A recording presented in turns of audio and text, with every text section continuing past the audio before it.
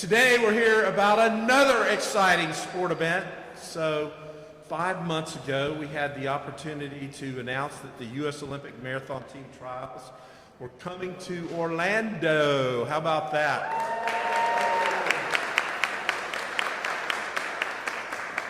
And the route will go right between the Dr. Phillips Center and City Hall and 26 miles around the city and have, I guess, 4 loops. So you'll be able to see the runners a number of times come through this pathway anyways, right between the 2 buildings. And that's going to happen in February. We'll be able to line the streets and cheer on the best runners in the entire country. So I want to recognize Mayor Demings and my city council colleagues. Mayor Demings, if you could wave to everybody. Let's see, I see Commissioner Stewart, Commissioner Burns, Commissioner Sheehan, and I know I saw Commissioner Gray somewhere. Okay, so thank you all for being here. Let's give them a nice hand. So this is a great milestone for Orlando. The Olympic trials have never been held in the state of Florida before. So I think that continues to add to our significance as the best sports destination city in the entire country, Orlando. So we're prepared to welcome the athletes and the spectators, but we also want to showcase our vibrant, welcoming, diverse, and inclusive community, and we get that opportunity. There'll be worldwide coverage of this event. So it also drives economic growth, and as I said before, helps us showcase that we are the sports destination in this country. Doesn't hurt that we're also having the Pro Bowl that weekend. We'll let the marathon on Saturday, have the Pro Bowl at Camping World Stadium, and just to add to it a little bit, Friday night we'll open Judson's Jazz Club over at the Dr. Phillips Center. How about that? Pretty big weekend. So these types of events can't happen without the power of partnerships. So I want to thank the Greater Orlando Sports Commission, John and Betsy Hughes and their great staff at Track Shack, where I get outfitted for all my used to be running shoes, now walking shoes. Our great partners at Orange County who are with us through thick and thin, and of course our City of Orlando team members who are making this event such a success. And Jason came up to me last night at the game and complimented our city staff on how well they have worked. So city staff, everybody that's a staff member of the City of Orlando, would you raise your hand and let everybody?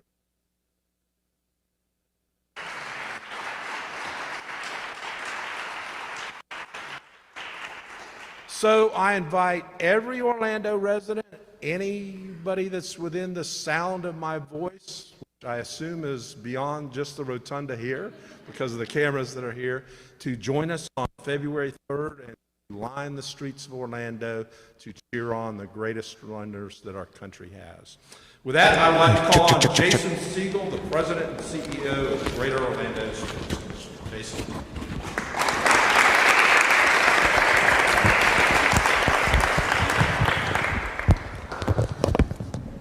Thank you so much, Mayor.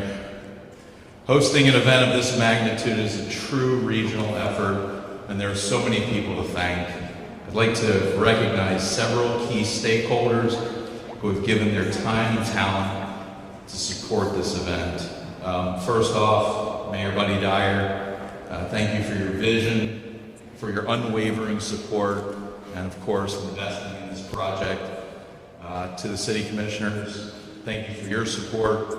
We know how grand the size and scope of this effort is and how it'll impact so many of the residents within our great community. Mayor Demings, thank you for the investment.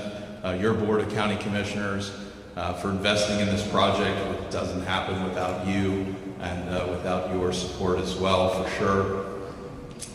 I want to thank our presenting sponsor, Visit Orlando, led by Cassandra Monte and her team, Mario Bass, and Danielle Hollander, and Mike Waterman. Universal Orlando Resort, Mark Woodbury and Karen Irwin, thank you for hosting our welcome reception earlier in the race week. To Kathy Ramsberger at the Dr. Phillips Center for Performing Arts, as we look to activate the entire Senate Plaza lawn, DPAC. To the Downtown Development Board, David Berea and your team, thank you so much. To our official medical network provider, Orlando Health, Andy Gardner, Jackie Hayter, Lauren Poppy. To the Greater Orlando Aviation Authority, Kevin Tebow and Tom Draper, thank you. Funding from the state of Florida through the Florida Sports Foundation, Angela Suggs. Sharon Line Clary, the chairman of our Greater Orlando Sports Commission. I know that we have a number of our board members here, so thank you all for joining us today and for supporting our team and the mission at the Greater Orlando Sports Commission. I want to thank the folks at Event Transportation Solutions, Populous, AMI Graphics, and Andy Frame. I want to thank Jason Maddox and Derek Fredrickson at Coca-Cola Florida, Steve Garrity at Highwoods Properties, Tiffany Homler-Hawkins at Lynx, Ivy and Mike Cromwell at Relax Grill, Chris Carmody and the team at Gray Robinson, Mike and Katrina Harris with Uproar PR, CFHLA's Robert Agrusa, our NBC affiliate at WESH, John Soaps. I want to thank the team at the Orange County Convention Center, and then as the mayor mentioned, the time and energy over and above the call of duty that the City of Orlando's staff has helped to assist our small team at the Greater Orlando Sports Commission. I want to thank the individuals and leadership at the Orlando Police and Orlando Fire Departments, Traffic and Engineering, Communications, Economic Development, Parks and Recreation, Orlando Venues team, Alan and Craig, Technology Department, and of course, none of this happens without our technical advisors and partners, led by John and Betsy Hughes, the brilliant team at Track Shack, and lastly, our team at the Greater Orlando Sports Commission, Jen Lastic, Brent Nelson, Mike Klinich, Gary Cohen, and so many others within our team who are helping this event become what we know it will be, a historic event in the history of downtown Orlando. We're thrilled that the event will be broadcast on NBC. We encourage all of our folks that can't be here to line the streets to tune in. Check your local listings, of course. And to that, for the fans that will be able to, the spectators that we do expect to come out, hundreds of thousands of individuals to line the streets and cheer on these elite athletes. We encourage you to start with the finish line up by Roslyn Avenue near Amelia Street, the finish line on Roslyn Avenue near Washington and Lake Eola. Of course, Senate Plaza is going to be activated. We're going to have a Taste of Orlando and a Fan Fest on the front Senate Plaza Arts location. And of course, right here at City Hall Plaza on Orange Avenue. Mayor, I think you might have the best view of them all from your balcony. But definitely look into all of what's going to happen. Check all of that at Visit Orlando2024trials.com for all the latest updates. And we have been getting some calls and emails. We do expect to put some tickets on sale for the grandstands at the finish line, so look for information on that as well. The benefit to our community is somewhere in the neighborhood of about $12 to $15 million worth of economic impact. The projected media value of an event like this is north of $25 million, but more than just that is the opportunity to host a significant Olympic qualifying event, as these will be the 6 athletes that represent our country at the Paris Summer Olympics. And without the efforts of our friends at Track Shack, without the efforts of our partners at USA Track and Field and the U.S. Olympic and Paralympic Committee, none of it would happen. So thank you to all. It takes a village, and we've got the best village in the United States. Thrilled to be with you all. And what we'd like to do, if we could, is we have, as a token of our appreciation for Mayor Dyer, Mayor Demings, we have a couple of gifts. We'd love to do a photo op in the front here before we introduce our next speaker.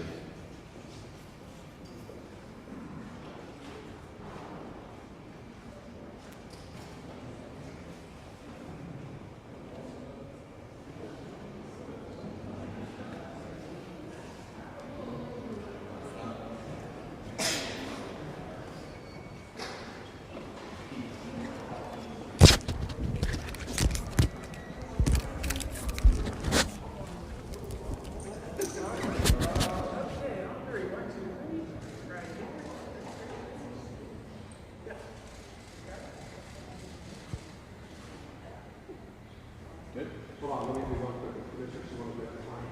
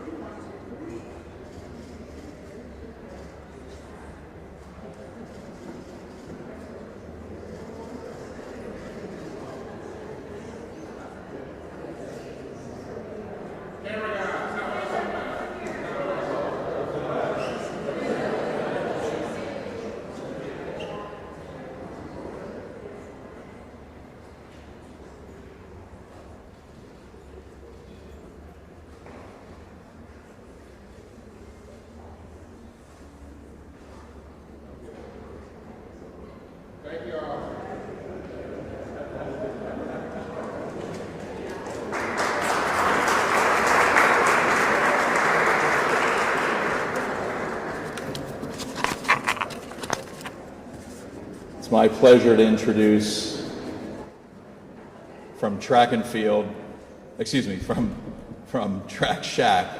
There's a lot of track going on. John Hughes, come on up.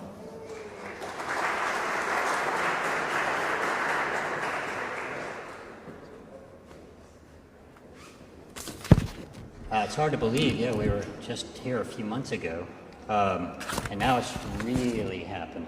It is really happening.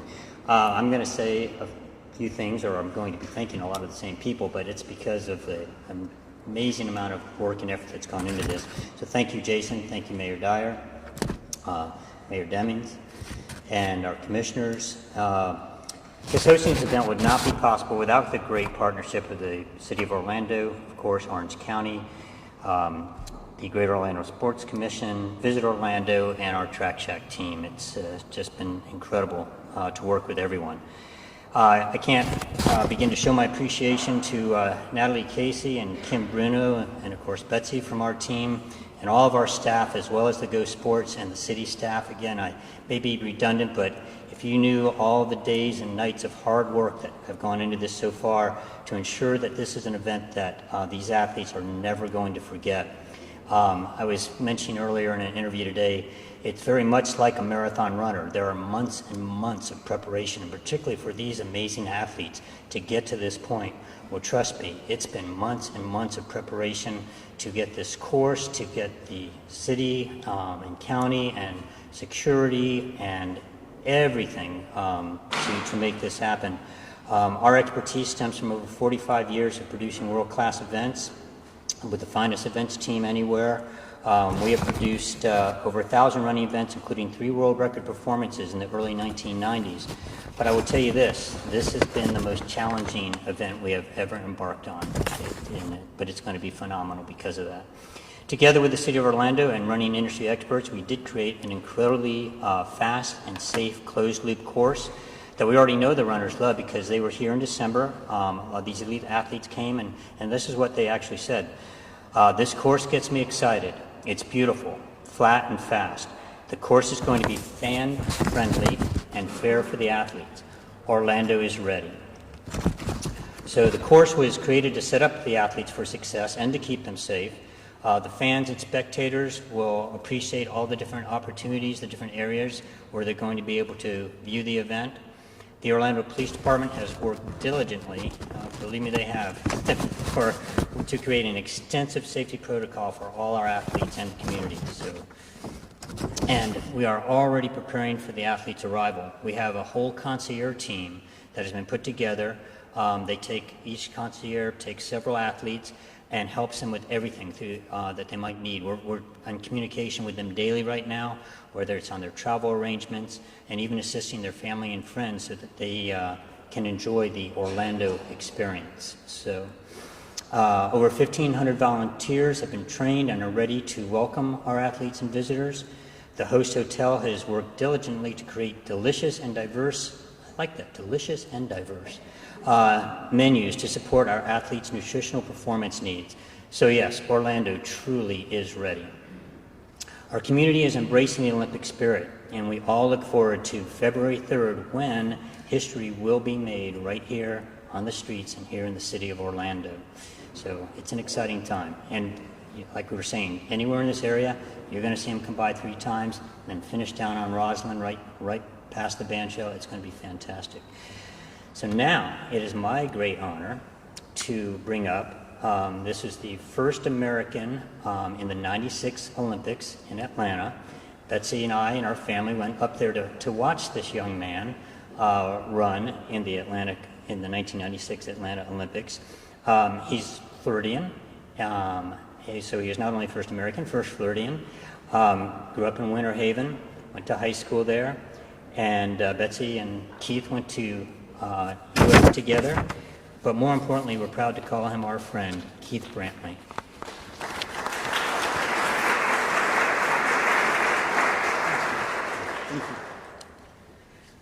Thanks, John. I want to thank Mayor Dyer and the City of Orlando and Mayor Demings and Orange County for their investment in the running in this event that means so much to the community and to the Olympic movement.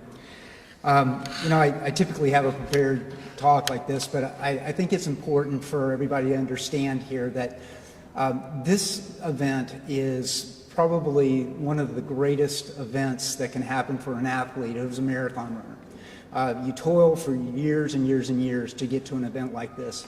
And, keep this number in mind, 1.5%. Of all the athletes that are starting, only 1.5% will make our Olympic team. The other 98.5% will leave here in Orlando, probably a little disappointed, but they'll recover, they'll come back, and in 4 years they'll run another Olympic trials. I know this for a fact because I did it 3 times over 12 years. I made one Olympic team at age 34, probably the oldest American to make the Olympic team. And in the end, what you're giving these athletes is an opportunity to showcase their talents, their abilities, and their dreams. Growing up in Winter Haven as a little kid, meeting John when I was 15 years old, having him bring me my first pair of spikes, it set in motion a dream that I realized in 1996.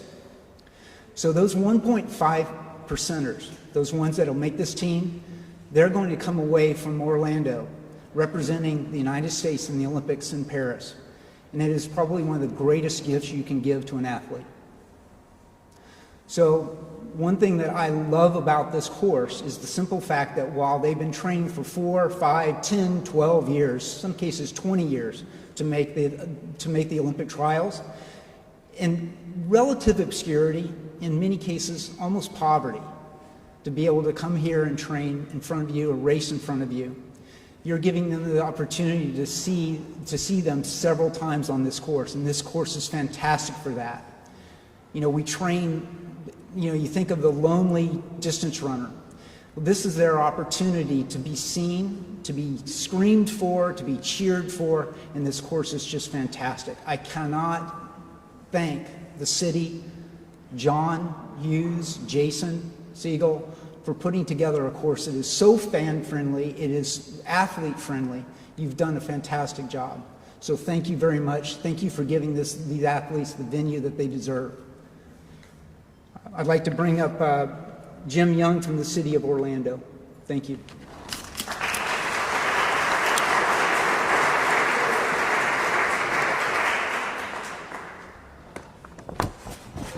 Thanks, Keith. Good morning, everyone. As Keith said, I have the opportunity today to update you on the city's planning for this historic event in our great downtown and surrounding neighborhoods. As the mayor mentioned, Orlando has a long history of hosting large-scale, high-visibility sporting events, including the All-Star Game, numerous bowl games, the NFL Pro Bowl, the 1994 World Cup, and so many more. We leverage that experience in our planning for this historic event, the Olympic Marathon Trials.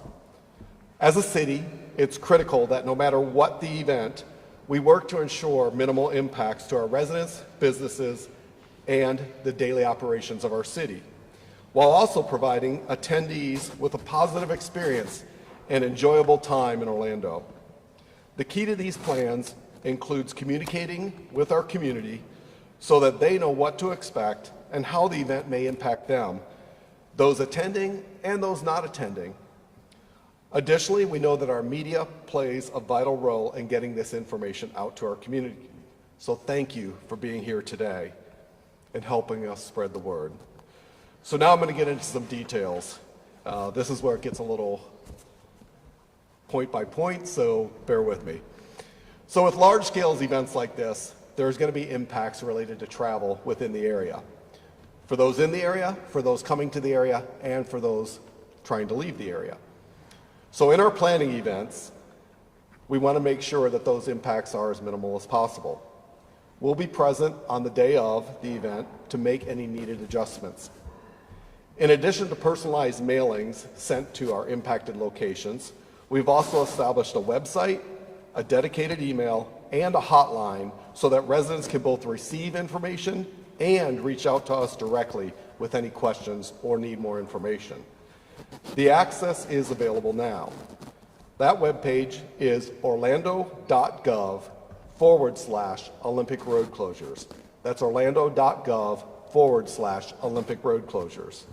The email is hello@orlando2024trials.com, and the dedicated hotline is 407-385-1511. We want to encourage our residents to visit the website early and ahead of time so that they can provide any information or feedback, and we can provide information on how to work around the detours. On the day of the event, we'll also activate our Emergency Operations Center. That day, the community can also call the info line at 321-235-5438 from 7 a.m. to 1 p.m. with questions or concernings regarding the race or needing directions. Our staff on the ground will also be available to assist people around the area. So again, in planning for large-scale events, especially this, throughout our downtown locations, we know that different locations are impacted differently.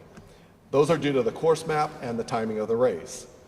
So what the city did was took the initiative, we broke down the entire route into 10 different specific zones, and then each of those zones are also broken into 3 levels. And we also have that map available on the website. So as I mentioned earlier, letters have already been sent to these locations in these areas. So each level, if you're in a level 1, it means your business or residence is along the marathon route, and road closures will restrict all vehicle access to that location during event hours. A level 2 designation means that a business or residence is along the route, and at least one of the vehicle access points to that location will be impacted. However, vehicles will have access through some of the designated detours.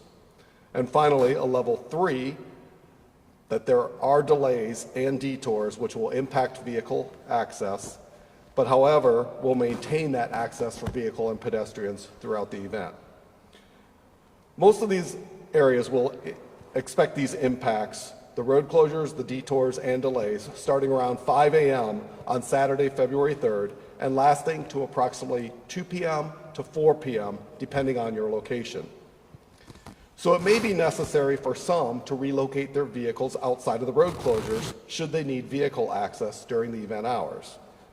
A second letter will also be sent next week to those along the route with more specific information, as well as alternative parking locations nearby their location. That information will also be available on the website. Beginning at 9 a.m.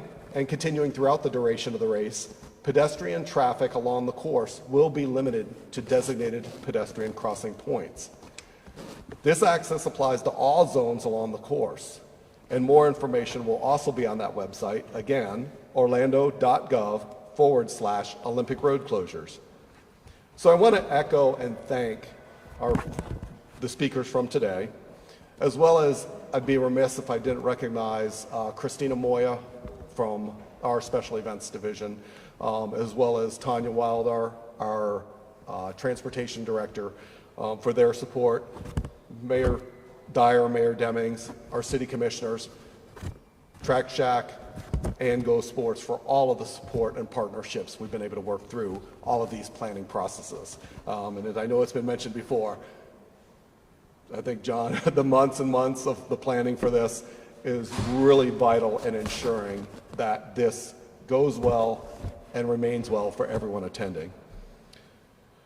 So we're extremely excited to be part of this history-making event and the opportunity to support Team USA. We strive to make sure this is a seamless event for our community, and that's why I'm here today, and once again to stress that as a city, this is one of the critical core functions that we perform. So we're very happy to have the opportunity to update our community, and we're committed to continuing to provide updates and information because we understand that communication is key. So with that, go Team USA, and thank you.